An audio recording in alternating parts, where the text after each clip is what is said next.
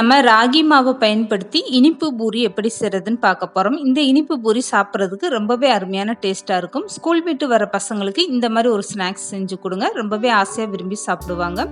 Hello friends, welcome to சமையல் delight. First இந்த இனிப்பு பூரி செய்கிறதுக்காக ஒரு கப் அளவுக்கு நான் கேழ்வரகு மாவு எடுத்திருக்கேன். இதை ஒரு அகலமான பாத்திரத்தில் சேர்த்துக்கோங்க.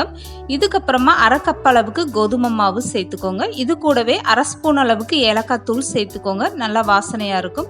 இப்போ ஒரு பிஞ்ச் அளவுக்கு மட்டும் உப்பு சேர்த்துக்கோங்க. இது கூடவே 4 ஸ்பூன் அளவுக்கு வெள்ளை எள்ளு நான் சேர்த்துருக்கேன், நீங்கள் கருப்பு எள்ளு கூட பயன்படுத்திக்கோங்க. இப்போ இந்த மாவு கூட 1 ஸ்பூன் அளவுக்கு நெய் சேர்த்துக்கோங்க. இதுக்கப்புறமா 1/4 ஸ்பூன் அளவுக்கு ஆப்ப சோடா சேர்த்துக்கோங்க. இது எல்லாமே சேர்த்துட்டு ஃபஸ்ட்டு கை வச்சு இந்த மாதிரி நல்லா மாவை மிக்ஸ் பண்ணி விட்டுருங்க.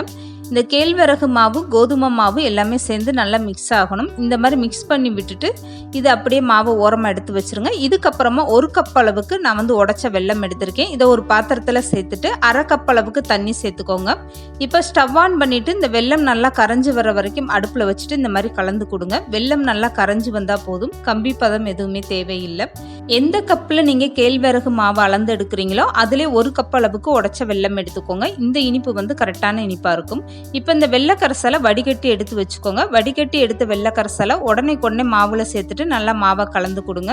எல்லா வெள்ளைக்கரசலும் ஒரே நேரத்தில் சேர்க்காம இந்த மாதிரி கொஞ்சம் கொஞ்சமாக நீங்கள் சேர்த்துட்டு மாவை இந்த மாதிரி ஒரு ஸ்பூன் வச்சு நல்லா கலந்து கொடுங்க. இந்த இனிப்பு பூரியில் உங்களுக்கு தேங்காவோட டேஸ்ட்டு பிடிக்கும்னா கொஞ்சமாக தேங்காய் எடுத்து மிக்ஸி ஜாரில் தண்ணி இல்லாமல் அடிச்சுட்டு அந்த பூ போல் உள்ள தேங்காவை இந்த மாவில் சேர்த்துட்டு பிசைஞ்சு எடுத்துக்கோங்க. ஃபஸ்ட்டு இந்த மாதிரி எல்லா வெள்ளைக்கரசலும் கொஞ்சம் கொஞ்சமாக சேர்த்துட்டு மாவை பிசைஞ்சிட்டு அதுக்கப்புறமா கை போட்டு இந்த மாவை நல்லா பிசைஞ்சு எடுத்துக்கோங்க. இப்போ இந்த மாவு பிசைஞ்சதை இந்த மாதிரி அமுக்கி பாருங்கள். இந்த அளவுக்கு மாவு தளர்வாக இருக்கணும், ரொம்ப கெட்டியாக இருக்கக்கூடாது. இதிலிருந்து ஒரு உருண்டையை இந்த மாதிரி சின்ன உருண்டையாக நீங்கள் தயார் பண்ணி எடுத்து வச்சுக்கோங்க. இப்போ இந்த பூரி மாவை தேய்ச்சி எடுக்கிறதுக்காக இந்த மாதிரி தட்டில் ஒரு கவர் விரிச்சுக்கோங்க. இது மேலே லேசாக எண்ணெய் அப்ளை பண்ணிவிட்டு நம்ம எடுத்து வச்சுருக்க இந்த மாவு உருண்டையிலேருந்து ஒரு உருண்டையை வச்சுக்கோங்க. இந்த கவரை லேசாக இப்படி 2ஆக மடித்து விட்டுக்கோங்க. இப்படி மடித்து விட்டுட்டு நீங்கள் கையினாலே இந்த மாவை இப்படி லேசாக அகலப்படுத்தி விட்டுருங்க. அவ்வளோதாங்க. இந்த மாதிரி அகலப்படுத்தி விட்டுட்டு எண்ணெயில் போட்டு பொரிச்சு எடுத்துக்கோங்க. ரொம்ப லேசாக தேய்ச்சிடக்கூடாது, அப்போ உங்களுக்கு கவர்லேருந்து இந்த மாவை எடுக்க வராது, கவர்லேயே ஒட்டிக்கிறோம். இப்போ இந்த பூரி மாவை நான் கையில் எடுத்து காட்டுறேன் பாருங்க. இந்த அளவுக்கு ஒரு கணத்தில் நீங்கள் தேய்ச்சி எடுத்துக்கோங்க. இந்த இனிப்பு பூரி உங்களுக்கு எந்த சைஸில் வேணுமோ அதுக்கேற்ற மாதிரி நீங்கள் மாவு கூடுதலாவோ குறைச்சோ எடுத்துகிட்டு இந்த மாதிரி பூரியாக நீங்கள் தேய்ச்சி எடுத்து எண்ணெயில் போட்டு பொரிச்சு எடுத்துக்கோங்க. இப்போ தேய்ச்ச மாவை இந்த மாதிரி நான் எண்ணெய் காய வச்சுருக்கேன். காய வச்ச எண்ணெயில் இந்த மாதிரி ஒவ்வொன்றா சேர்த்துட்டு பொரிச்சு எடுத்துக்கலாம். எண்ணெயில் சேர்த்ததுமே இந்த பூரி நல்லா உப்பிக்கிட்டு மேலே எலும்பி வர ஆரம்பிச்சிடும்.